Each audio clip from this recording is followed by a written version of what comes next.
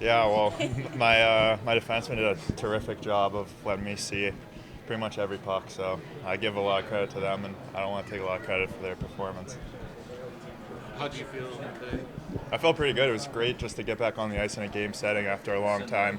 First game in a few months, so for me it was just getting the pace back and seeing the puck and tracking it well. And I feel like I did a pretty good job tonight. I know you were pretty far away there. Were you able to see some of the things Bedard was able to do on the other end of the ice? Yeah, I was. At this point, it doesn't shock me. So, seen it in practice a lot. So, Some of the tweaks that you made, the lower hands, just adding 8 pounds. Did you feel a little bit different too? Like, did you feel the benefits of that? well, I felt way stronger and way faster. I think that helped me a lot, just being the plays and getting ahead of it.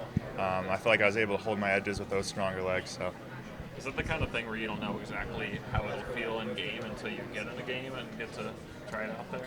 I mean, you try to replicate the game pace as much as you can in practice. I owe a lot of credit to the coaches and really providing a game atmosphere the last few days in rookie camp. So I felt good in the practices, and luckily it translated to the game, and the team played great.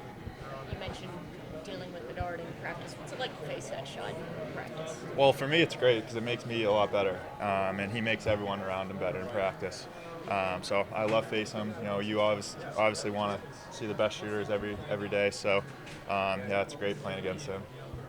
You mentioned back in development camp in July that you had looked at Vasilevsky's game and his training habits and everything, and then you said you were training with Swayman too. Are there any overlaps in the things you've picked up from Vasilevsky and Swayman, or in their games, or just kind of separate things you learned?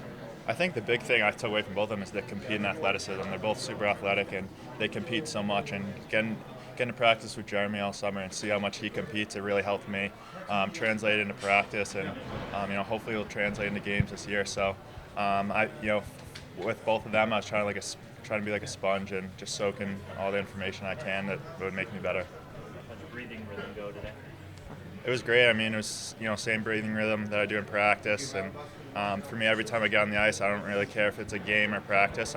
My job's the same, is to stop the puck, and I'm going to go with the same approach. So I really think that consistency that what I do in practice will help translate into the games. Were your parents here tonight? No, they weren't able to make it. I know they're for sure watching, so I'm excited to FaceTime them once I get back in the hotel. Nice thing about technology is now everybody can see your shutout. I guess so.